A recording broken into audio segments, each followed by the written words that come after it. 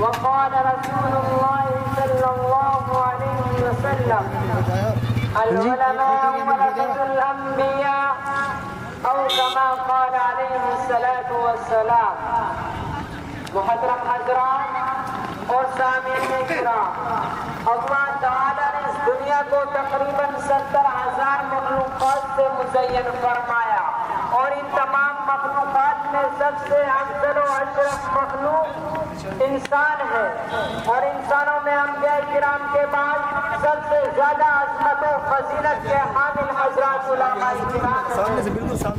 नहीं, वो सामने मना कर रहे हैं जी, सामने मना कर रहे हैं।